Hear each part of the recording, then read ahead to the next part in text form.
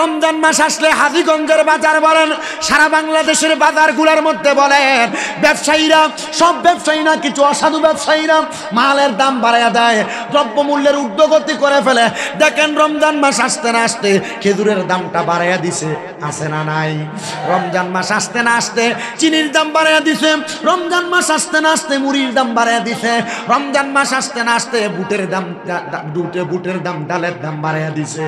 কারণ এরা জানে রমজান মাসে বাংলাদেশের মুসলমান চনা, বুট, ডাল এবং মুড়ি, চিনি ছাড়া এবং খেজুর ছাড়া তারা ইফতার করে না। এই জন্য তারা এই দ্রব্যমূল্যগুলোর দামটা বাড়াইয়া দিছে। শুনেন বাবাজিরাম, যে অসাধু ব্যবসায়ীরা রমজান মাসে ব্যবসায়িক মালগুলার দামটা বৃদ্ধি করে দেয়, এরা জানে না এই দ্রব্যমূল্যের দামটা বৃদ্ধি করার কারণে আমার আল্লাহ তাআলা তাদেরকে কত কঠিন যন্ত্রণাদায়ক শাস্তি প্রদান করবে। আসেন বাবাজিরা, বন্ধুরা, তুমি মনোযোগ দিয়ে শুনবে। ওই ব্যবসায়ী যারা অসাধু রূপ ধারণ করে তাদের ব্যাপারে আমার আল্লাহ তাআলা কোরআনুল কারীমের মধ্যে বড় পরোয়ানা জারি করেছেন। কিন্তু যারা দুনিয়ার জমিনের মধ্যে অসাধু ব্যবসায়ী, তাদের জন্য আমার আল্লাহ তাআলা আযাবুন শাদীদ, যন্ত্রণাদায়ক শাস্তির ব্যবস্থা করেছেন। এবার আসেন বাবাজিরা, এই যন্ত্রণাদায়ক শাস্তির ব্যবস্থা করার কারণে ওই অসাধু ব্যবসায়ীরা আল্লাহ তাআলার জাহান্নামের আগুনের মধ্যে শুধু জ্বলবে না, এরা জাহান্নামের মধ্যে যাওয়ার পর আরো কঠিন লাঞ্ছনা বঞ্চনা পাবে তারা। কিন্তু যারা এই রমজান মাসে দ্রব্যমূল্যতে কম লাভে মানুষকে সহযোগিতা করে মাল সামানগুলা বিক্রি করে, আল্লাহ তাআলা এদের ব্যাপারে এই কোরআনুল কারীমের আয়াত নাযিল করেছে। আল্লাহ বলেন, ইয়া আইয়ুহাল্লাযীনা আমানু, ওহে যারা ঈমানদার, হাল আদুল্লুকুম আলা তিজারাতি, আমি কি তোমাদেরকে এমন একটা ব্যবসার সন্ধান দিব না, আলা তিজারাতিন তুনজিকুম মিন আযাবিন আলিম, যেই ব্যবসা তোমাদেরকে যন্ত্রণাদায়ক শাস্তি থেকে উদ্ধার করবে, যন্ত্রণাদায়ক শাস্তি থেকে বাঁচিয়ে রাখবে। ও আল্লাহ, এটা কেমন ব্যবসা? এই আয়াতে কারিমার তাফসীর করতে গিয়ে আল্লামা জালালউদ্দিন সুয়ুতী রাহমাতুল্লাহ আলাইহি এবং জালালউদ্দিন মুহল্লী রাহমাতুল্লাহ আলাইহি তাফসীরে জালালাইন শরীফের মধ্যে আমার আলা হযরত ইমাম ইশকে মুহাব্বত ইমাম আহমদ রাজা খান ফাযিল বেরলভী ওনার তাফসীরে কানজুল ঈমানের মধ্যে আহমদ ইয়ারকান নঈমি রাহমাতুল্লাহ আলাইহি ওনার তাফসীরে নূরুল ইরফানের মধ্যে উল্লেখ করে বলেন, জগতের মানুষ শুনে নাও, এটা এমন ব্যবসা যে ব্যবসার মধ্যে কোনো প্রতারণা নাই, যে ব্যবসার মধ্যে কোনো বুদামজাতকরণ নাই, যেই ব্যবসার মধ্যে কোনো মিথ্যা নাই। ওই ব্যবসার মাধ্যমে আল্লাহ তাআলা মানুষকে যন্ত্রণাদায়ক শাস্তি থেকে বাঁচাবে। হুজুর কেন? কারণ অনেক মানুষই রমজান মাস আসার কারণে তেলগুলা গুদামজাত করে বাজারে তেলের দ্রব্যমূল্যের উভয় সংকট ফালায়া তেলের দাম আগে থেকে অনেক বাড়িয়ে দিয়েছে। চিনি গুদামজাত করে বাজারে চিনির সংকট দেখায়া চিনির দামটা বাড়িয়ে দিয়েছে। বুট ডালগুলা বাজারের মধ্যে সংকট দেখায়া এগুলার দামটা বৃদ্ধি করে দিয়েছে। এই জন্য আমার আল্লাহ তাআলা বলেছে, এমন প্রতারণা, এমন গুদামজাতকরণের কারণে আমার আল্লাহ তাআলা এই ব্যবসাটার মাধ্যমে তাদেরকে যন্ত্রণাদায়ক শাস্তি দিবে। আর তাকে দেখেন আরবের দিকে, আরব উপমহাদেশের দিকে তাকাইলে দেখবেন ওই আরব দেশের মানুষরা, ব্যবসায়ীরা রমজান মাস আসলে লাভও করে না, মালগুলা কিনে এনে মানুষের উপকারের জন্য মানুষকে অল্প দামে, মানে তার ক্রয়কৃত দামের মাধ্যমে মালগুলা বিক্রি করে। তাদের এই মালগুলা বিক্রি করার কারণ হইল তারা রমজান মাসে মুমিনকে সুন্দরভাবে চলার ব্যবস্থা করে দেয়। আর ওই মুমিনরা সুন্দরভাবে যখন চলাফেরা করে আমার আল্লাহ তাআলা তারা এক মাসে যা লাভ করত গত 11 মাসে তাদেরকে তার চাইতে আরো বেশি লাভ দিয়া দেয়। আর বাংলাদেশের এমন অনেক অসাধু ব্যবসায়ীরা এরা চিন্তা করে গত 11 মাস যা ব্যবসা করছি রমজান মাসে তার সুদে আসলে আদায় করবো। কথা কোন ঠিক কিনা? আল্লাহ তাআলার কোরআনের দিকে তাকিয়ে থাকলে সওয়াব হবে। আমি রমজান মাসে আমার অনেক মুরব্বী মুসল্লিদেরকে দেখি মসজিদের মধ্যে কোরআন শরীফ বুকের মধ্যে জড়ায়া ধরে কান্দে। আমি কত মুরব্বীরা জিজ্ঞাসা করলাম, বাবা কান্দেন কেন? প্রশ্নের উত্তর দেয়, হুজুর আমরা যদি কোরআন পড়তে পারতাম, আপনি না হাদিস শরীফের তেলাওয়াত হাদিস শরীফের মধ্যে কত সুন্দর বর্ণনা করে বলছেন রমজান মাসে আমার আল্লাহ তাআলা এক একটা সওয়াবের পরিমাণ 10 থেকে 700 গুণ পর্যন্ত বাড়ায়া দেয়। হুজুর আমরা এক খতম কোরআন তেলাওয়াত করলে আমার আল্লাহ তো আমরারে 700 গুণ কোরআন খতমের সওয়াব দিত। আমরা পড়তে পারি না, এখন আমার আল্লাহকে আমরারে সে সওয়াবটা দান করব না। আমি বলবো বাবা বাবা পড়তে পারেন আর না পারেন, আল্লাহর কোরআনটা হাতের সামনে নিয়ে, চোখের সামনে নিয়ে আপনি আল্লাহর কোরআনের দিকে তাকায়া থাকবেন, দেখবেন আপনার আমলনামার মধ্যে সওয়াবের কোনো অভাব হবে না। দামেস্কের বড় মাপের আল্লাহর ওলি, উনি বলে আমি দামেস্কের রাস্তা দিয়ে হেঁটে যাচ্ছি গুরুস্থান সামনে, হঠাৎ করে দেখলাম ওই গুরুস্থানের মধ্য থেকে সুন্দর একটা সুঘ্রাণ আসতেছে। আমি মনে করলাম নতুন কোনো কবর, নতুন কবরের উপরে আতর ছিটিয়ে দেয় না মানুষ, আমি মনে করলাম নতুন কোনো কবর। ওই নতুন কবর মনে করে আমি কবরের সামনে গেলাম, দেখলাম ওই কবরে কোনো নতুন কবর নাই, সবই পুরান। কিন্তু একটা পুরাতন কবরের মধ্য থেকে সুন্দর একটা ঘ্রাণ আমার নাকে লাগতেছে। আমি নাকের মধ্যে সুঘ্রাণ পাইয়া ওই কবরের সামনে যাইলাম, যা দেখলাম ওই পুরাতন কবর থেকে সুঘ্রাণ আসতেছে। আমি আবার ওই কবরের সামনে দাঁড়াইয়া রাস্তা দিয়ে চলন্ত ব্যক্তিদেরকে প্রশ্ন করলাম, এই কবরটা কার তোমরা বলতে পারো নাকি? কেউ আমাদেরকে জবাব দেয় না। হঠাৎ একজন মুরব্বী মানুষ লাঠি বট দিয়ে দিয়ে যাচ্ছেন, তিনি আমার উত্তর প্রদান করতেছেন, এই কবর তো আমাদের এলাকার একজন কাঠুরিয়া ব্যক্তি যে জঙ্গলে কাঠ কেটে বেড়ায়। বললো বাড়ি কোন জায়গায়? বলে এলাকার একবারে পশ্চিম অংশে নিরবিচ্ছিন্ন জায়গা। উনি বলেন আমি ওই বাড়ির সামনে যাই, আসসালামু আলাইকুম ওয়া রাহমাতুল্লাহ বলে সালাম দিলাম। সালাম দেওয়ার পরে প্রথম সালামের জবাব আসে নাই, দ্বিতীয়বার সালাম দিলাম, জবাব আসে নাই, তৃতীয়বার সালাম দিলাম, জবাব আসে নাই। আমি তিনবার সালাম দেওয়ার পর যখন কোনো জবাব পাইলাম না, ফিরে চলে যাচ্ছি। এমন টাইমে দেখলাম হঠাৎ করে পিছন থেকে মহিলা কণ্ঠে সালামের জবাব দিচ্ছে, ওয়ালাইকুমুস সালাম ওয়া রাহমাতুল্লাহি ওয়া বারাকাতুহু। আমি সালামের জবাব পাইয়া বুঝতে পারলাম একজন মহিলা। আমি পেছনের দিকে না ফিরে তার সালামের জবাব পাইয়া আর তার কোনো কথার জবাব দিলাম না। আমি দেখলাম আমি যেমন তিনবার সালাম দিলাম, ওই মহিলা আমার সালামের জবাবটা সেম তিনবার প্রদান করেছে। যখন আমি সালামের জবাব পাওয়ার পর তারা কোনো সারা শব্দ করলাম না, আমি লক্ষ্য করে দেখলাম ওই মহিলা তৃতীয়বারের পরে নিজের পক্ষ থেকে আমার কাছে সালাম পেশ করলো। আমি তো জানি সালামের জবাব দেওয়া ওয়াজিব। আমি মহিলাকে সালামের জবাব দিলাম, ওয়ালাইকুমুস সালাম ওয়া রাহমাতুল্লাহি ওয়া বারাকাতুহু। এবার আমি প্রশ্ন করলাম, এ মহিলা ঘরের দরজার মধ্যে সালাম দিলাম, তিনবার জবাব দিলা না, এতক্ষণ পরে জবাব দিলা, কারণটা কি? মহিলা আমাকে উত্তর প্রদান করেছে, হুজুর আমি আমার ঘরের মধ্যে নফল নামাজরত অবস্থায় ছিলাম, এজন্য আমি আপনার সালামের জবাব দিতে পারি নাই। হুজুর আপনাকে দেখতে তো পাঞ্জাবিওয়ালা পাগড়িওয়ালা বুজুর্গ দেখা যাচ্ছে, হুজুর আপনি মনে হয় আল্লাহর কোনো খাস বান্দা, আপনি কেন আমার ঘরের দরজার মধ্যে এসে আপনি তিনবার সালাম দিলেন? আমার ঘরের মধ্যে কোনো পুরুষ মানুষ নাই, আমি আপনার সালামের জবাবটা দিয়ে যে বের হব। হুজুর এখন সালামের জবাব দিলাম, পেছনের দিকেও ফিরতেছেন না। উনি ডাক দিয়ে বলে, কেমনে পেছনে ফিরবো? তুমি একজন বেগানা নারী, তোমার দিকে তো আমি তাকাইতে পারবো না। হুজুর তাহলে আমার ঘরের দরজার মধ্যে কেন আগমন করেছেন? হুজুর বলে, এই ঘরটা কি ওই কাঠুরিয়া ব্যক্তির ঘর, যেই ব্যক্তি আরো 3 বছর আগে ইন্তেকাল করেছে?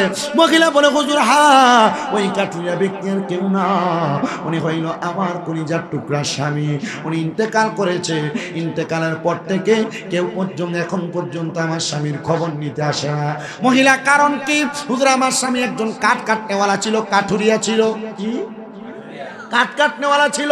ও মুসলমান যারা কোরআন পড়েন না, কোরআনের সঙ্গে সম্পর্ক নাই, রমজান মাস আসতেছে আপনাদের জন্যই কিন্তু আমি কথাগুলা বলছি। মহিলা ডাক দিয়া কয়, হুজুর এই 3 বছর পর্যন্ত কেউ আমার স্বামীর কোনো খোঁজ নিতে আসেন নাই, আপনি শুধু আমার স্বামীর খোঁজ করার জন্য আসছেন। হুজুর বলেন, কেন আপনি আমার ঘরের দরজার মধ্যে আমার স্বামীর খোঁজ করতেছেন? মহিলার প্রশ্নের জবাবে ওই বুজুর্গ ব্যক্তি ডাক দিয়া কয়, হে মহিলা তোমার কাছে জানতে চাই, তোমার স্বামী তো একজন কাঠুরিয়া ছিল, তোমার স্বামীর এমন কোনো নেক আমল ছিল কিনা যে নেক আমলটা আমার আল্লাহ তাআলার কাছে সবচাইতে পছন্দনীয় হতে পারে? মহিলা কয়, হুজুর আমার স্বামী কাঠুরিয়া ছিল, যে বেটা কাট কাটে ওই ব্যক্তি আবার কত শিক্ষিত হবে, কত আমলওয়ালা হবে।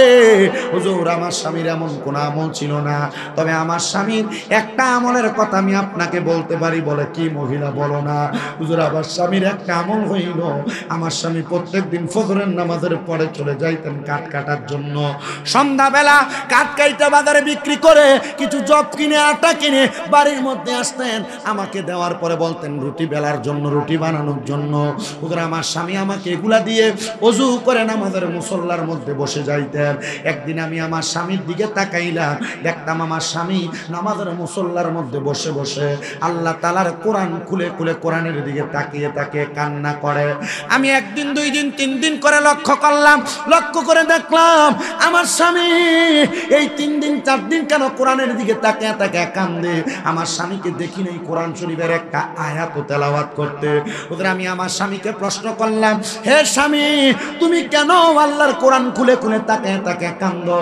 একদিনও তো তোমাকে তেলাওয়াত করতে দেখি নাই। ওদের আমার স্বামী বলেছে আল্লাহর কোরআন তিনি পড়তে পারেন না, তবে দামেস্কের ইমামের জবানের মধ্যে উনি শুনেছে, ওই ইমাম বলেছে যদি কোরআন নাও পড়তে পারে যেন আল্লাহর কোরআনের দিকে তাকিয়ে তাকিয়ে থাকে, তার আমলনামার মধ্যে তেলাওয়াতের সওয়াব দেওয়া হবে। হুজুর আমার স্বামী ইন্তেকাল করেছে, এমন কোন দুর্ঘটনা নাকি আমার স্বামীর ব্যাপারে আপনি জানেন, অথবা কোনো খোয়াবের মাধ্যমে আপনি বুঝতে পেরেছেন, মানে স্বপ্নের মাধ্যমে আপনি বুঝতে পেরেছেন? হুজুর বলে না মহিলা, তুমি তোমার স্বামীর জন্য বেশি বেশি করে দোয়া করো। জোরে পড়েন সুবহানাল্লাহ। আল্লাহর ওই বুজুর্গ বান্দা বলে আমি দোয়া করার কথা বলে চলে গেলাম। ওই বুজুর্গ বান্দা বলে আমি ওই স্ত্রীকে বললাম তুমি তোমার স্বামীর জন্য দোয়া করো। উনিও দোয়া করতে লাগলেন। আমি আবার বাড়ির মধ্যে যাইয়া মুরাকাবার হালতে বসলাম। কিসের হালত বুঝেননি? কেমনে করণ লাগে বুঝেননি? মারহাবা, ঠিক আছে। আমি মুরাকাবার হালতে বসলাম। 2 রাকাত নামাজ পড়ে সর্বপ্রথম আউযু বিল্লাহ বিসমিল্লাহর সাথে সূরা ফাতিহা পড়ে 3 বার সূরা ইখলাস পড়ে আমি কয়েকবার ইস্তেগফার পড়ে দুরূদ শরীফ পড়লাম। আমি সিজদার মধ্যে অবনত হইলাম, আমার আল্লাহ তাআলার কাছে জানতে চাইলাম মনিব এই পর্যন্ত কোন কবরের মধ্য থেকে এমনে এমনে সুগ্রাণ আমি পাই নাই, আল্লাহ এখন একটা সুগ্রাণ পাইছি। আমি খবর পাইলাম উনি এমন কোন বুজুর্গ ছিলেন না, সালেহ ছিলেন না, আবেদও ছিলেন না, বেশি আবাদত করনেওয়ালাও ছিলেন না। আল্লাহ আমি খবর পাইলাম উনি শুধু আল্লাহর কোরআনের দিকে তাকায় তাকায় কান্না করত, কোরআন পড়তেও পারত না। ওই ব্যক্তি বলে আমি যখন মুরাকাবার হালতে বসলাম, হঠাৎ করে আমি মুরাকাবার হালতে থাকার সময় একটা গায়েবী আওয়াজ পাইলাম। এই ব্যক্তির কবর থেকে সুন্দর সুঘ্রাণ আসার কারণ হইল একটা, ওই কারণ হইল ব্যক্তি কোরআন পড়তে পারত না, তবে কোরআনের দিকে তাকায় তাকায় চোখের পানি ফেলানোর কারণে আমার আল্লাহ তাআলা ওই ব্যক্তির দোয়া কবুল করে ওই ব্যক্তির কবর থেকে মেশক আম্বরের নাম বের করে দিছে। আর জবান খুলে বলেন না সুবহানাল্লাহ। এই জন্য কেউ জবানটা বন্ধ করে না রেখে মুহাব্বতের আওয়াজে উচ্চ কণ্ঠে জোরে জোরে আল্লাহ তাআলার কোরআন তেলাওয়াত করেন আর পড়ে না আউযু বিল্লাহি মিনাশ শাইতানির রাজিম বিসমিল্লাহির রাহমানির রাহিম ইয়া আইয়ুহাল্লাযীনা আমানু হাল আদুল্লুকুম আলা তিজারাতিন তুনজিকুম মিন আযাবিন আলীম। وقال تعالى في كلامه المجيد وفي فرقانه الحميد ولا تكونوا كالذين نسوا الله فأنساهم أنفسهم أولئك هم الفاسقون रमजान मेहरबान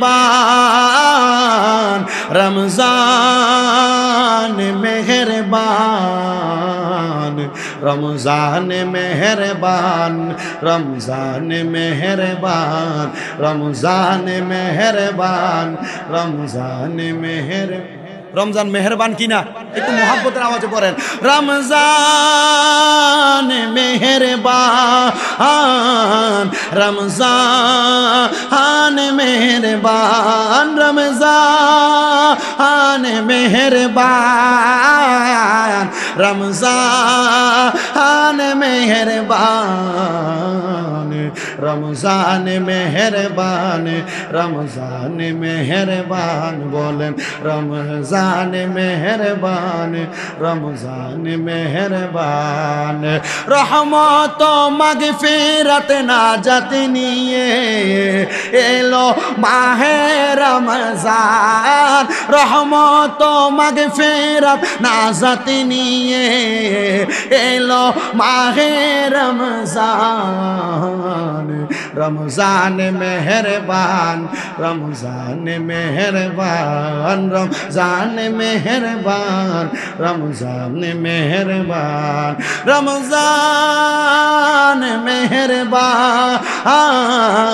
रमजान मेहरबान रमजान मेहरबान रमजान मेहरबान रमजान मेहरबान रमजान मेहरबान ताराबी साहारी इफ्तारीते शांति मिले मुमिनेर प्राणे ताराबी साहारी इफ्तारीते शांति मिले मुमिन प्राणे ताई तो सकले दले दले रमजान আমলে মনোযোগে তাই তো মোরা একই সাথে তাই তো মোরা একই সাথে পালন করব মাহে রমজান রমজান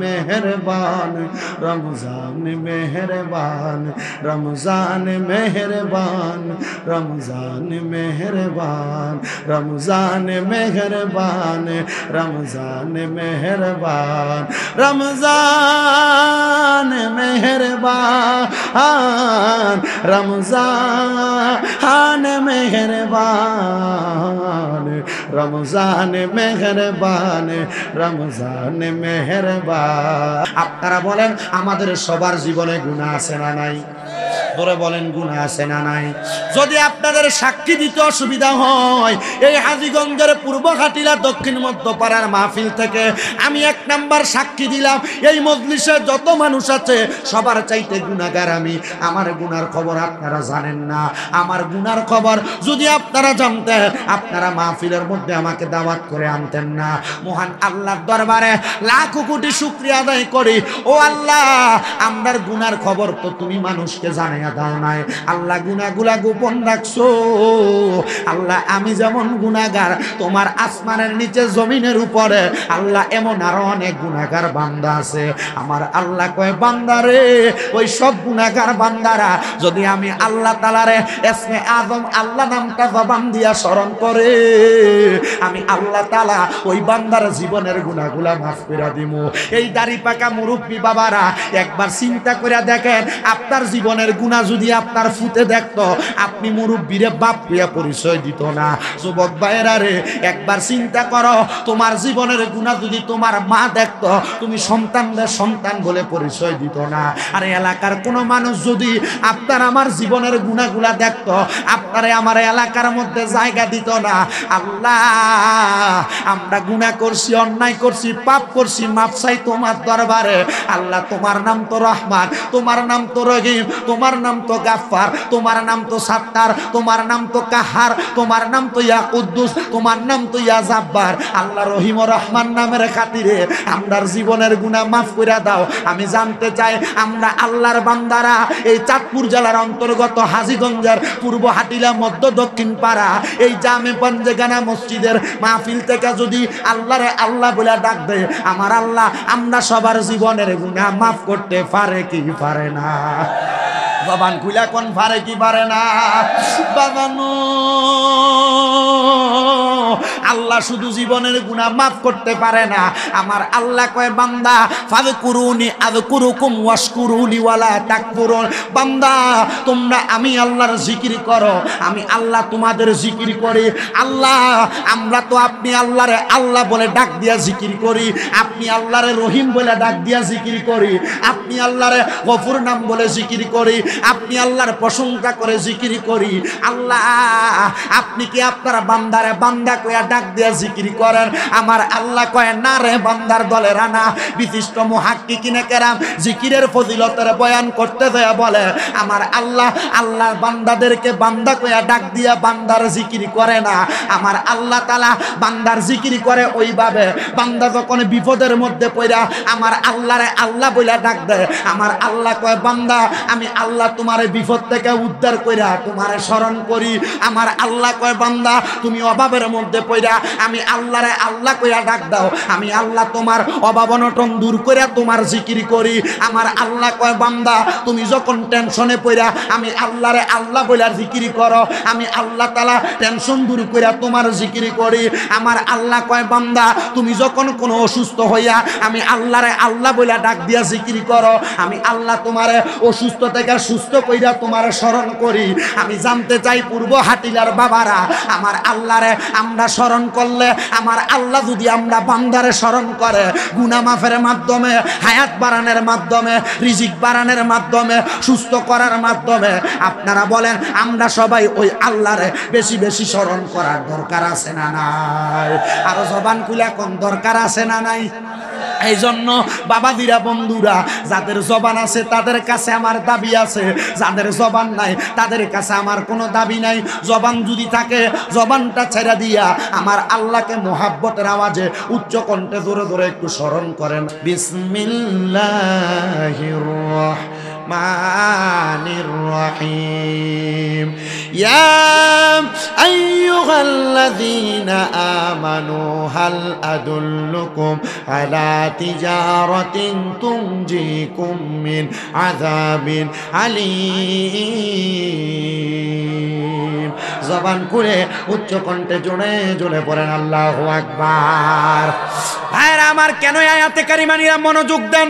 কারণ রমজান মাস আসলে হাজীগঞ্জের বাজার বলেন সারা বাংলাদেশের বাজারগুলোর মধ্যে বলেন ব্যবসায়ীরা সব ব্যবসায়ী না, কিছু অসাধু ব্যবসায়ীরা মালের দাম বাড়াইয়া দেয়, দ্রব্যমূল্যের ঊর্ধ্বগতি করে ফেলে। দেখেন রমজান মাস আসতে না আসতে খেজুরের দামটা বাড়াইয়া দিছে, আছে না নাই?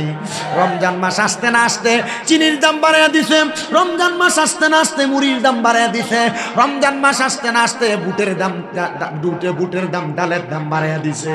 কারণ এরা জানে রমজান মাসে বাংলাদেশের মুসলমান চনা বুট ডাল এবং মুড়ি চিনি ছাড়া এবং খেজুর ছাড়া তারা ইফতার করে না, এজন্য তারা এই দ্রব্যমূল্যগুলোর দামটা বাড়াইয়া দিছে। শুনেন বাবাজিরাম, যে অসাধু ব্যবসায়ীরা রমজান মাসে ব্যবসায়িক মালগুলার দামটা বৃদ্ধি করে দেয়, এরা জানে না এই দ্রব্যমূল্যের দামটা বৃদ্ধি করার কারণে আমার আল্লাহ তাআলা তাদেরকে কত কঠিন যন্ত্রণাদায়ক শাস্তি প্রদান করবে। আসেন বাবাজিরা বন্ধুরা তুমি মনোযোগ দিয়ে শুনবে, ওই ব্যবসায়ী যারা অসাধু রূপ ধারণ করে তাদের ব্যাপারে আমার আল্লাহ তাআলা কোরআনুল কারীমের মধ্যে বড় পরোয়ানা জারি করেছেন। কিন্তু যারা দুনিয়ার জমিনের মধ্যে অসাধু ব্যবসায়ী তাদের জন্য আমার আল্লাহ তাআলা আযাবুন শাদীদ যন্ত্রণাদায়ক শাস্তির ব্যবস্থা করেছেন। এবার আসেন বাবাজিরা, এই যন্ত্রণাদায়ক শাস্তির ব্যবস্থা করার কারণে ওই অসাধু ব্যবসায়ীরা আল্লাহ তাআলার জাহান্নামের আগুনের মধ্যে শুধু জ্বলবে না, এরা জাহান্নামের মধ্যে যাওয়ার দেখার পর আরো কঠিন লাঞ্ছনা বঞ্চনা পাবে তারা।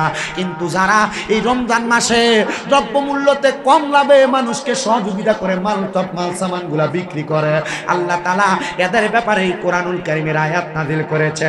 আল্লাহ বলে, ইয়া আইয়ুহাল্লাযীনা আমানু, ওহে যারা ঈমানদার, হাল আদুল্লুকুম আলা তিজারাতি, আমি কি তোমাদেরকে এমন একটা ব্যবসার সন্ধান দিব না, আলা তিজারাতিন তুনজিকুম মিন আযাবিন আলিম, যেই ব্যবসা তোমাদেরকে যন্ত্রণাদায়ক শাস্তি থেকে উদ্ধার করবে, যন্ত্রণাদায়ক শাস্তি থেকে বাঁচিয়ে রাখবে।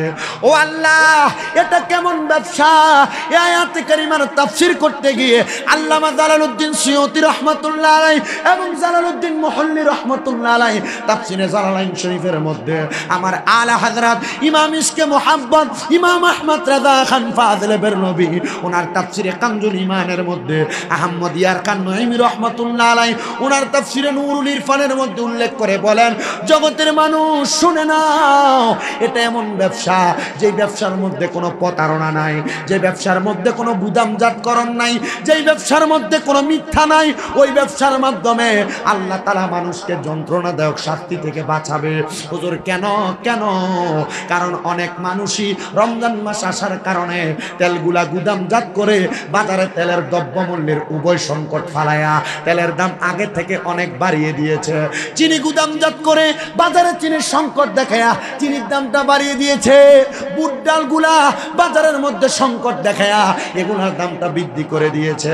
এই জন্য আমার আল্লাহ তাআলা বলেছে, এমন প্রতারণা এমন গুদামজাতকরণের কারণে আমার আল্লাহ তাআলা এই ব্যবসাটার মাধ্যমে তাদেরকে যন্ত্রণাদায়ক শাস্তি দিবে।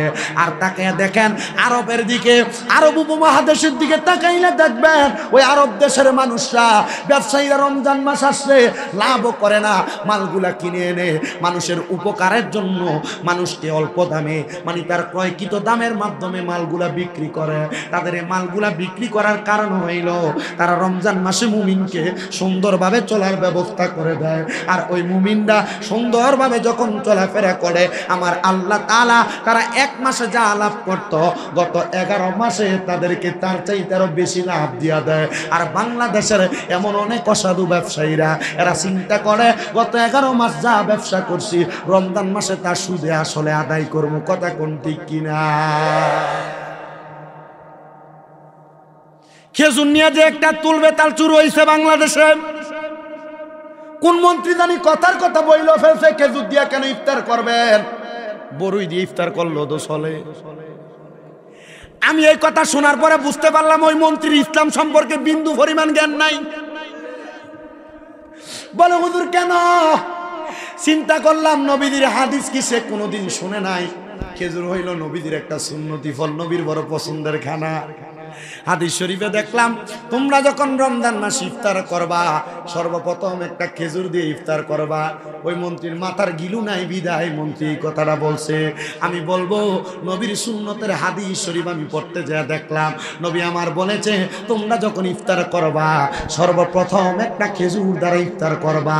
আর যদি খেজুর না থাকে তাহলে তোমরা এক গ্লাস পানি দ্বারা ইফতার করবা। নবীজি কেন আপনি দুইটা বস্তুর কথা বললেন?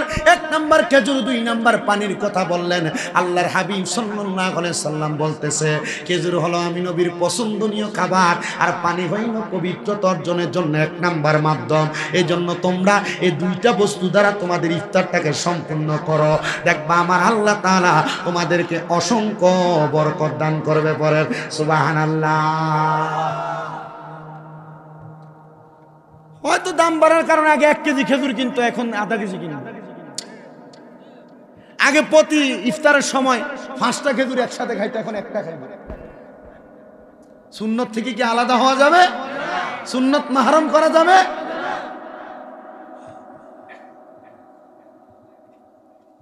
মুসলমান ইমানদারের দলে নাম। আর রমজান মাস সামনে আসতেছে। এই রমজান মাসে যারা খোদা ভীতি তাদের অন্তরের মধ্যে নাই, আমি বিশেষ করে ধন্যবাদ জানাই এই পূর্ব হাটিলা দক্ষিণ মধ্যপাড়া পাঞ্জেগানা জামে মসজিদ এলাকার যে যুব সমাজেরা মাহফিলের আয়োজন করেছ। এ যুবকেরা এই মাহফিলের মাধ্যমে রমজানের আগে মানুষকে রমজানের পূর্ব প্রস্তুতি সম্পর্কে বলার জন্য তোমরা আমাদেরকে সুযোগ করে দিয়েছ। আমরা বলবো শোনেন ভাইয়েরা, বাবাজিরা বোন, তা আমি যেই কথা বলতেছিলাম মনোযোগ দেন। যেহেতু সামনে রমজান মাস আসতেছে, রমজান মাসে আমাদের এলাকার মধ্যে মুসল্লি একটু প্রথম প্রথম বেশি দেখা যায়। বেরোজগারির মাথার ভিতরে টুপি উঠা যায়, কথা কন না কেন? যেটা রোজা থাকে না, ওয়ারুক স্টেশন বাজারে যায় ফর্দার তলে বয়া বয়া খায়, এটারও দেখা যায় মাথার মধ্যে টুপি লাগে লাগে আড়ে, আর ঠোঁটটারে এমন ভাবে মশা দিয়া হুগায় মনে হয় তাই একদিন না টানা 3 দিন এক টানা রোজা। আসেনি বাবা, আসেনি এমন? এ মুসলমান, আল্লাহকে ভয় করেন। যারা রোজা রাখেন না, একটু আল্লাহকে ভয় করেন। আল্লাহ কোরআনে কি বলে শুনেন, ইয়া আইয়ুহাল্লাযীনা আমানুত্তাকুল্লাহা ওয়াল তানজুর নাফসুম মা কদ্দামাত লিগাদিন ওয়াত্তাকুল্লাহা ইন্নাল্লাহা খাবীরুম বিমা তা'মালুন। কি আস্তে কিপটামি করে সুবহানাল্লাহ কয়, মনে হয় বাইজের ভিডিও করে।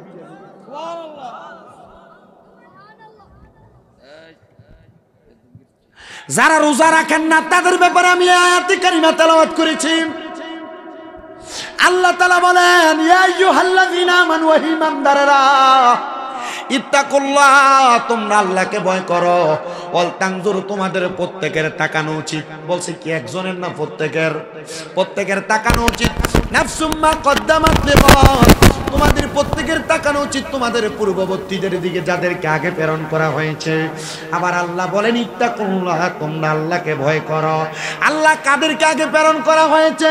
এমন মানুষ ছিল আখিরি জামানার পয়গম্বর মুহাম্মদ মুস্তাফা সাল্লাল্লাহু আলাইহি সাল্লাম নবী, তাদের ব্যাপারে আল্লাহ তাআলার বাণীগুলা পেয়েছেন। যারা মাহে রমজান মাস আসলে রোজা রাখতো না, পেট ভর্তি করে করে খাবার খাইতো, এদেরকে আল্লাহ তাআলাকে ভয় করার কথা বলে জানিয়ে দেয়া হচ্ছে। আর বলা হচ্ছে তোমরা তাকাও তোমাদের পূর্ববর্তী 2 শ্রেণীর মানুষের দিকে। এক শ্রেণী রোজাদার, আরেক শ্রেণী হলো বেরোজগার। হুজুর, রোজাদার কারা আর বেরোজগার কারা? বলে যারা রোজা রাখে নাই তারা হইল বেরোজগার। এরা রোজা না রাখার কারণে আল্লাহ তাআলার জাহান্নামের আগুনের মধ্যে ধাউ ধাউ করে জ্বলবে। আর যারা রোজাদার তাদেরকে আমার আল্লাহ তাআলা রাইয়ান নামক জান্নাতটা তাদের জন্য নির্ধারণ করে রেখেছে। এই জন্য মনে রাখবেন, যারা রমজান মাসে রোজা রাখবে, আল্লাহ তাআলার 8টা জান্নাতের মধ্যে একটা জান্নাতের দরজার নাম হলো রাইয়ান। ওই রাইয়ান নামক জান্নাতের দরজা দিয়ে রোজাদারগুলা প্রবেশ করবে। আরে চিন্তা করে দেখেন, স্পেশাল ভাবে আপনার জন্য জান্নাতের একটা দরজা নির্ধারণ করেছে, যার নাম হলো রাইয়ান। বাংলাদেশের এয়ারপোর্টের মধ্যে যাবেন, দুনিয়ার যত রকমের মানুষ আছে সব মানুষ 1 নাম্বার 2 নাম্বার 3 নাম্বার টার্মিনাল দিয়ে বাংলাদেশের এয়ারপোর্টে প্রবেশ করে। কিন্তু যখন কোনো গভর্নমেন্টের মানুষ, সরকারি পদস্থ উচ্চ পদস্থ কর্মকর্তা আসে, তাদের জন্য আলাদা সিকিউরিটি একটা গেট রাখা আছে, যেখান দ্বারা সার্বজনীন মানুষ যাইতে পারে না। সব বাংলাদেশের প্রধানমন্ত্রী সহ এমপি পদস্থ ব্যক্তিবর্গরা ওই আলাদা রকমের স্পেশাল গেট দিয়ে দরজা দিয়ে বের হয়ে এবং প্রবেশ করে। আর আপনারা আমরা যারা রমজান মাস আসতেছে, রমজান মাসে রোজা রাখবো, আমার আল্লাহ তাআলা জান্নাতের মধ্যে একটা স্পেশাল দরজা রাখছে, যে দরজার নাম রাইয়ান। ওই রাইয়ান নামক দরজা দিয়া আপনি আমি সবাই প্রবেশ করব। কোন সুবহানাল্লাহ।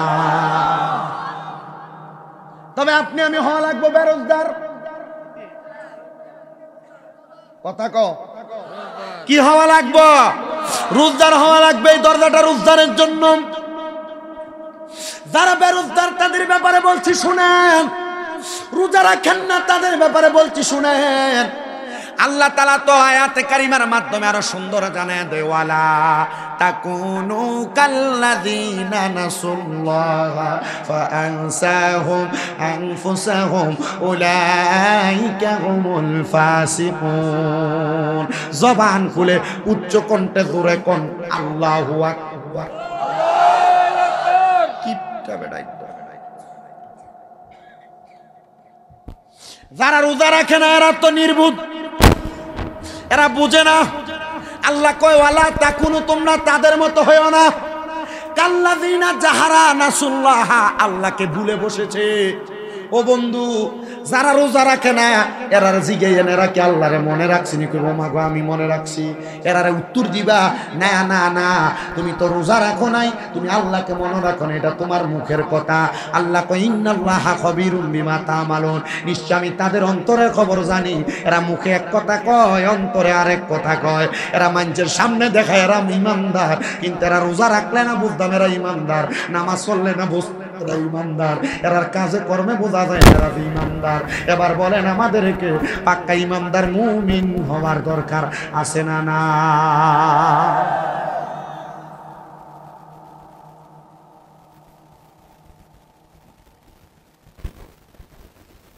যেগুলো রোজা রাখেন আল্লাহ তো ঘোষণা করছে ফাআনসাহুম, আমি এরারে বিপদে ফেলায় রাখছি।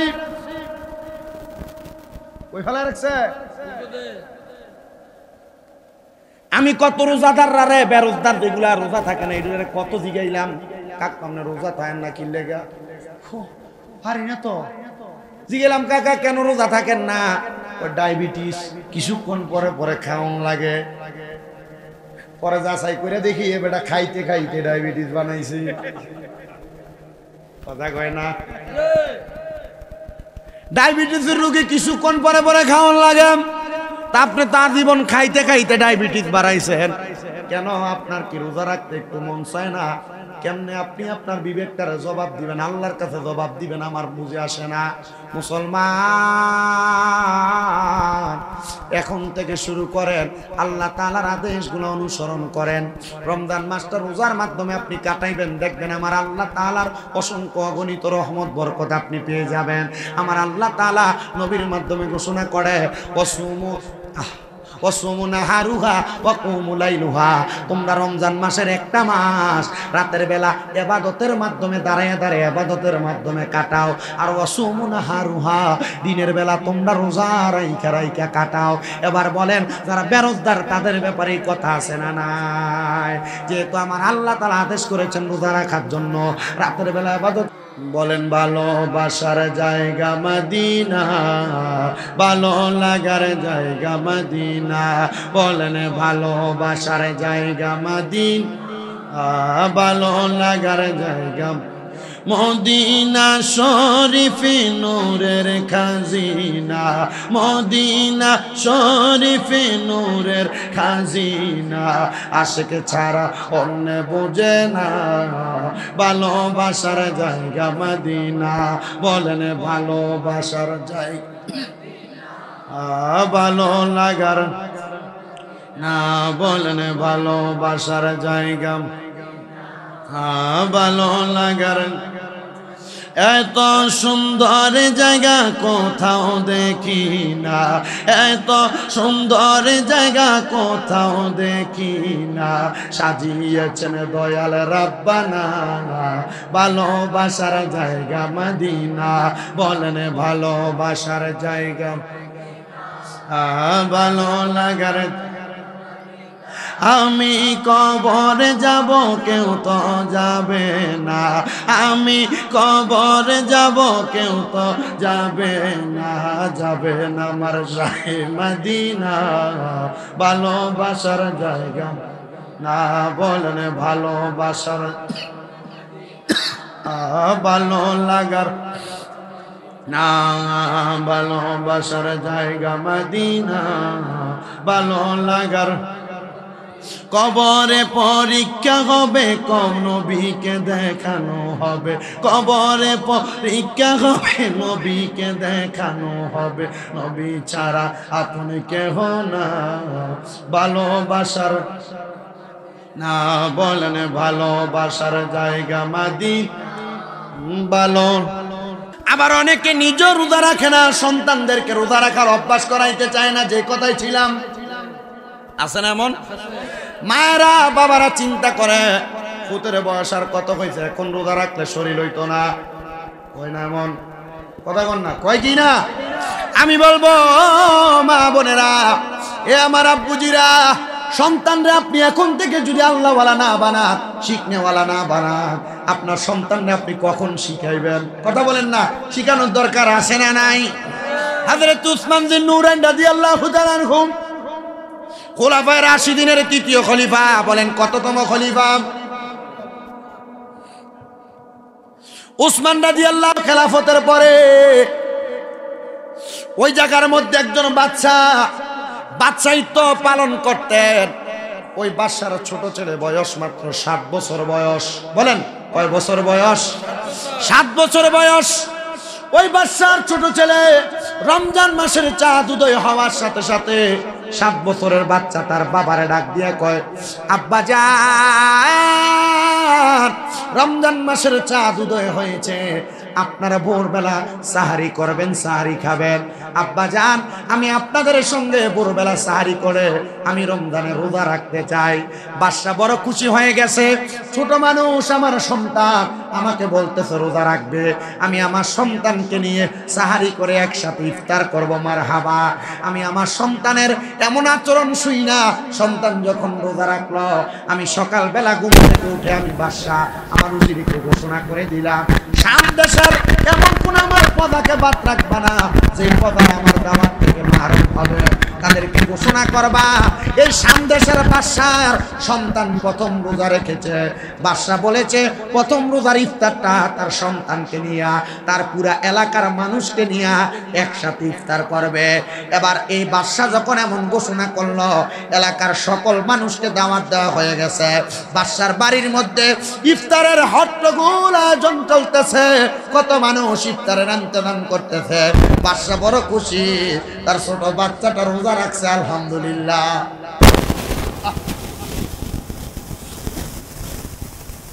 বাচ্চা বলতেছে সবাইকে দাওয়াত করা হইল, কিন্তু যোহরের নামাজের ওয়াক্ত। এমন টাইমে 7 বছরের ছোট বাচ্চা যে ডাক দিয়ে, আব্বা জান, ও আব্বা জান, আমি তো রোজা রেখেছিলাম। বলে হ্যাঁ আব্বা, আমি আর ক্ষুধার্ত অবস্থায় থাকতে পারতেছি না, আব্বা আপনি আমার একটা ব্যবস্থা করে দেন না, খাবার খাওয়া লাগবে। বাদশা কই ইজ্জত মানছে বেড়া, রোজা রাখবা বলছো, পুরো এলাকার মানুষকে দাওয়াত দিলাম, পুরো এলাকার মানুষকে নিয়ে ইফতার করবা, আমার সন্তান রোজা রাখছে, তারা যদি জানে আমার ফুতে রোজা নাই, তাহলে মানুষের কাছে, আমার পদাদের কাছে আমার ইজ্জত বড় নষ্ট হয়ে যাবে। বাদশা হতাশাগ্রস্ত, সে তার মন্ত্রীর কাছে প্রশ্ন করে, হে মন্ত্রী, খবর কি জানো? আমার সন্তান তো বলেছে সে রোজা রাখতে পারবে না। ও বন্ধু আমার, মনোযোগ দিবেন। মন্ত্রী বলে, হুজুর কি বলেন? পুরা রাজ্যের মানুষকে দাওয়াত করা হয়েছে, যাদেরকে আপনার সঙ্গে ইফতার করার দাওয়াত দেওয়া হয়েছে, আপনার সন্তান রোজা, যদি তারা ইফতারের সময় শুনতে পায় তারা রোজা নাই, হুজুর কেমনে তারা কি আপনার সাথে ইফতার করবে নাকি? বন্ধুরে, এলাকায় এমন অনেক রোজাদার আছে, এলাকায় এমন অনেক মানুষ আছে যারা রোজা থাকে না, কিন্তু বাড়ির মধ্যে রমজান মাসে বড় বড় ইফতার পার্টির আয়োজন করে, নিজে রোজা নাই। কথা বল না কেন? আবার এদের বাড়িতে আপনারা দলে দলে যান ইফতার খাইবার লাইগা, যায়নি? বিরিয়ানি করবো মজা। বাদশা মন্ত্রীর কাছে বলার পর মন্ত্রী বলে, হুজুর আমাদের এলাকার মধ্যে এমন একজন ছোট্ট উজা আছে, যার কাছে সকল রকমের বুদ্ধি আছে, সে আপনার ছেলের রোজাটা রাখতে পারে কিনা তার কাছে চলেন। ঘোড়ার পিঠে উঠাইয়া শাম দেশের শেষ প্রান্তে মরুভূমির মাঝখানে যাইয়া ওই উজার বাড়ির মধ্যে যা ডাক দিয়ে, উজা তুমি বলো আমার সন্তান তো রোজা রাখছে, সবাইকে দাওয়াত দিলাম ইফতার করার জন্য, সবাই আসবে, কিন্তু ফুটে কয় রোজা নাকি থাকতে পারবে না, তার কষ্ট হচ্ছে। উনি ডাক দিয়া কয়, হে বাদশা, দায়িত্ব আমার কাছে দেন, ইফতারের আগ মুহূর্তে আইসা আপনি আপনার সন্তানকে আমার কাছ থেকে নিয়ে যাবে। বাদশা দিয়ে বাড়ির মধ্যে ইফতারের ঘোর আয়োজন। ইফতারের মধ্যে দলে দলে মানুষ আসতেছে ইফতার করার জন্য। ইফতারের পূর্ব মুহূর্তে বাদশা বলে, আমি হতাশাগ্রস্ত, না জানি আমার সন্তানটা রোজা ভেঙে ফেলেছে। ইফতারের ঠিক পূর্ব মুহূর্তে আমি দেখলাম ওই উজা ঘোড়ার পিঠে করে আমার সন্তানকে আমার সামনে নিয়ে আসছে। আমি আমার সন্তানকে জিজ্ঞাসা করলাম, বাবা তুমি রোজাটা এখনো আসো নাকি? আমার সন্তান বলেছেন, বাবা আপনাকে তো বলেছিলাম আমি রোজাটা ভেঙে ফেলবো, রোজা রাখবো না, তবে উজার কাছে যাওয়ার পর থেকে আমি এখন পর্যন্ত কোনো খাবার খাই না, আহার করি না, আমি রোজা রাখছি। সুবহানাল্লাহ। বন্ধু আমার মনোযোগ দিবেন।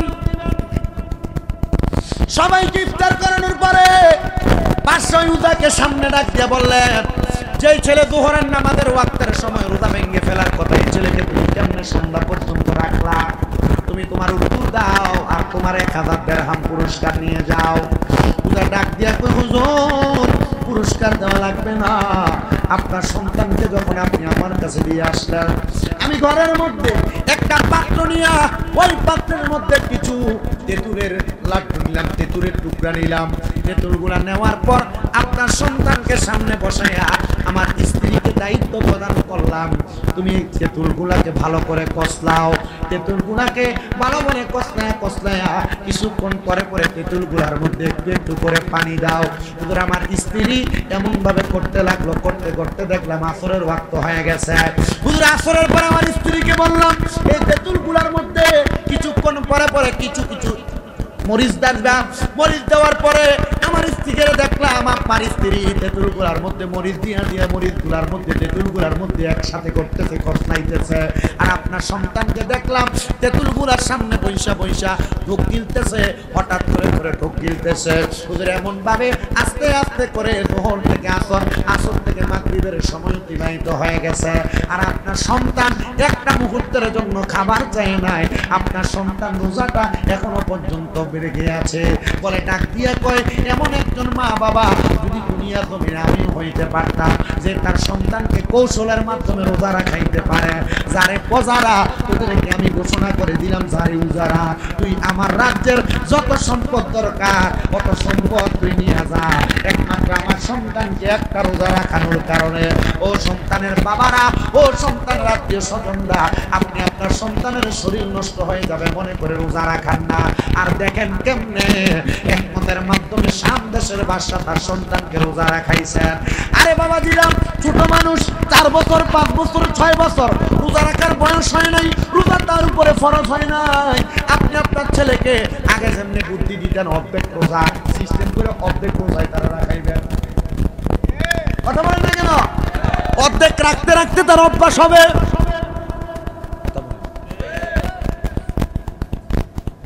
আমাদেরকে আমাদের মা বাবা বলতো অর্ধেক কি রোজা আছে নাকি? অর্ধেক রোজা আছে। অভ্যাস করানোর জন্য এই মাধ্যমে পন্থা আগের মুরব্বীরা অবলম্বন করেছে। এই জন্য আপনার সন্তানকে অর্ধেক রোজা রাখাইবেন। রোজা ফরজ হয় নাই 10 বছর বয়স, অর্ধেক রোজা রাখাইলে সন্তান এভাবে অভ্যাস হবে।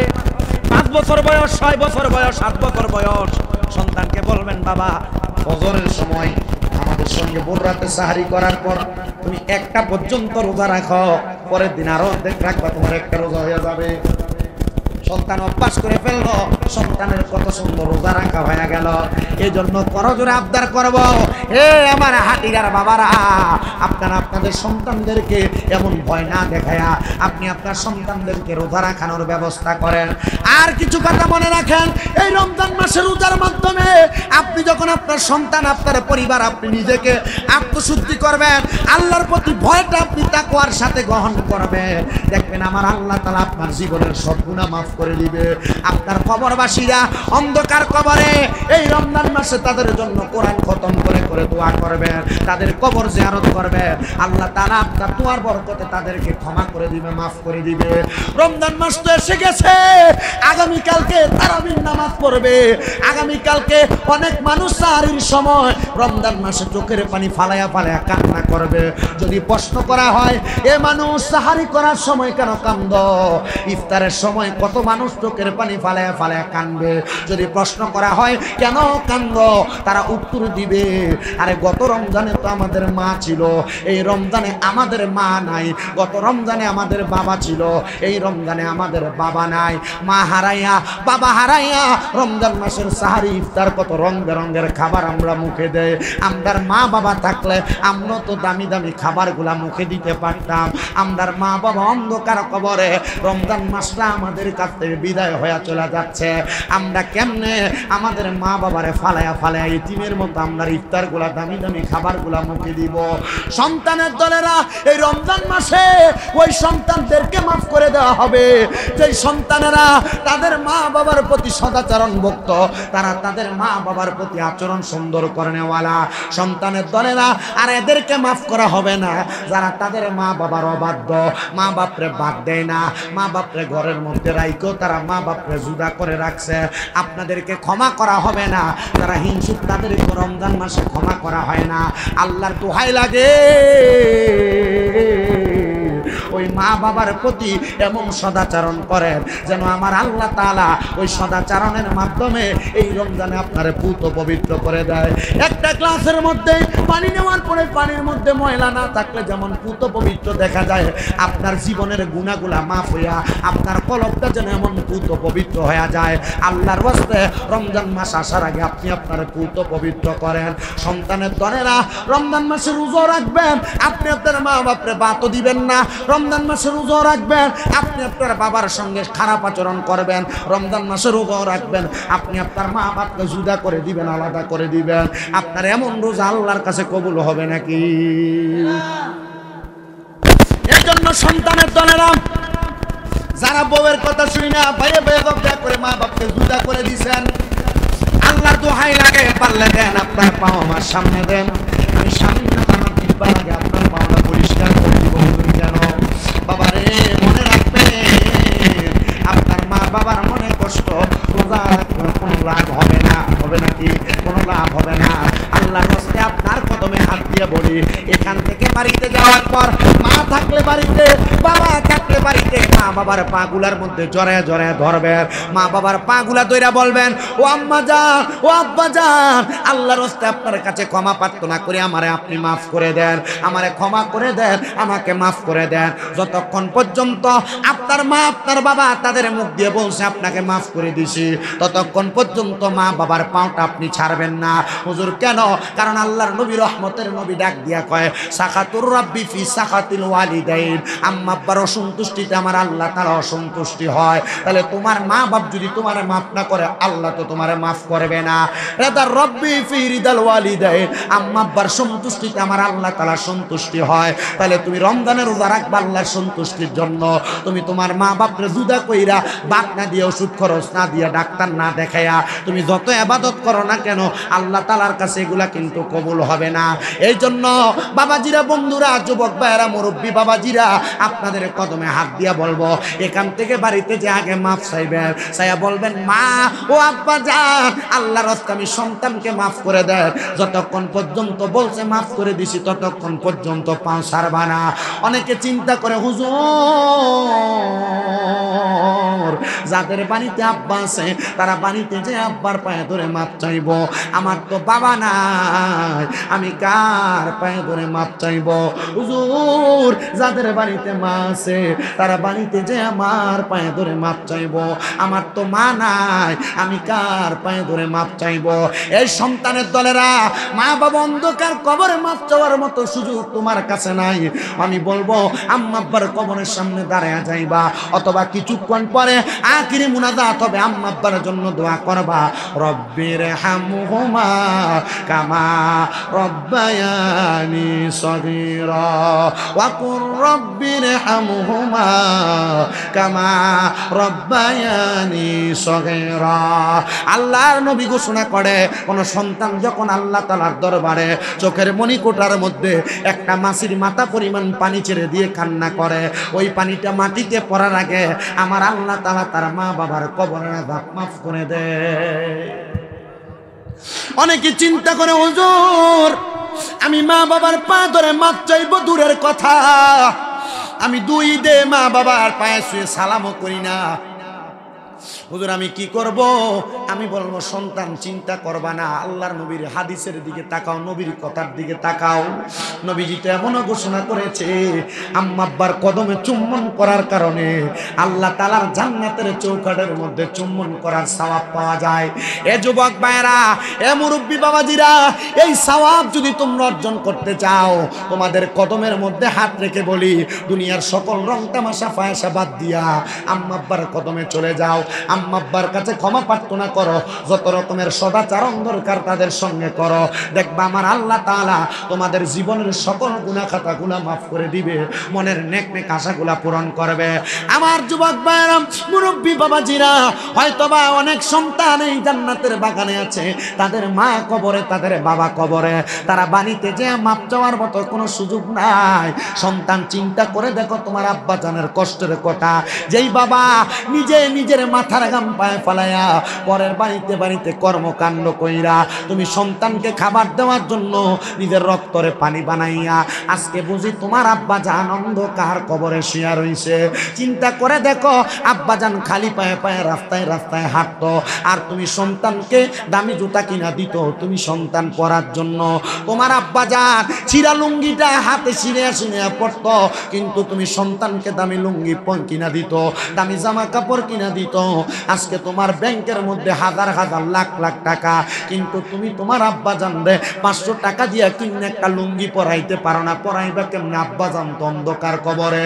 সন্তান চিন্তা করে দেখো তোমার আম্মা জানের কষ্টের কথা, যেই মা নিজে না খাইয়া তুমি সন্তানকে খাওয়াইছে, যেই মা জননী সকালবেলা পান্তা ভাতগুলা না খাইয়া তুমি সন্তানের জন্য রাইখা দিছে। মা চিন্তা করতো আমার সন্তান রোদ্রা দিয়া বাড়িতে আসবে, আমার সন্তান এই পান্তা ভাত খাইলে সন্তানের কলিজাটা ঠান্ডা হবে। আজকে ওই মা জননী অন্ধকার কবরে। তোমার ঘরে কত মানুষ খাবার খায়, তোমার ঘরে কত মানুষ আনাগোনা করে, কিন্তু তুমি চাইলেও তোমার মা জননীর মুখে একটু দামি খাবার খাওয়াইয়া দিতে পারো না। আরে দিবা কেমনে? তোমার মা দুঃখিনী অন্ধকার কবরে, দিবা কেমনে? তোমার বাবা জান অন্ধকার কবরে। সন্তানের দলেরা আব্বা আম্মা কবরে থাকলে কোনো চিন্তা করবা না, শুধু আল্লাহ তাআলার কাছে 5 ওয়াক্ত নামাজ পড়ে পড়ে দোয়া করবা, আল্লাহ তাআলা যেন মা বাপকে মাফ করে দেয়। আর যাদের মা বাবা আছে তারা মাফ চাইবা। অনেকে চিন্তা করে হুজুর মা বাপ তো নাই, কার কাছে মাফ চামো? আমি বলবো মা বাবার জন্য শুধু ইসানে সওয়াব করবা, মা বাবার জন্য শুধু অন্তর থেকে বেশি বেশি করে দোয়া করবা। হুজুর আমার মা নাই, মা থাকলে মারে কত দামি দামি খানা খাওয়াইতা, আব্বারে কত দামি দামি খানা খাওয়াইতা। তুমি যদি তোমার মা বাপরে মাসে 1000 টাকা করে হাত খরচ দিতা, 12 মাসে 12,000 টাকা মা বাবার পেছনে হাত খরচ লাগতো। এই সন্তান আম্মা অসুস্থ হইলে প্রতি মাসে যদি 1000 টাকার ওষুধ মা বাবার লাগতো, 12 মাসে 12,000 টাকার ওষুধ তোমার মা বাবার জন্য তুমি লাগতো যে খরচ করতা। সন্তান তোমার মা তোমার আব্বা জান তোমারে কত সুন্দর বাড়ি দিয়া গেছে, জায়গা জমি দিয়া গেছে, ক্ষেত পাথরের জায়গা দিয়া গেছে, যেই বাড়িতে থাকো মাসে 5,000 টাকা করে যদি ভাড়া দিতা, চিন্তা করে দেখো 12 মাসে 60,000 টাকা ভাড়া লাগতো। আজকে তোমার মা কবরে, বাবা কবরে, ভাড়া তো দেওয়া লাগে না। আম্মা আব্বার কবরে কি মনটা চায় না মা বাবার কবরে একটু নাজাতের ব্যবস্থা করবা?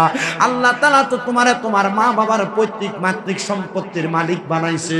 একজন সন্তান কি দাঁড়াইবা? হাতটা তুলে বলবা হুজুর এই পূর্ব হাঁটি না দক্ষিণ মধ্য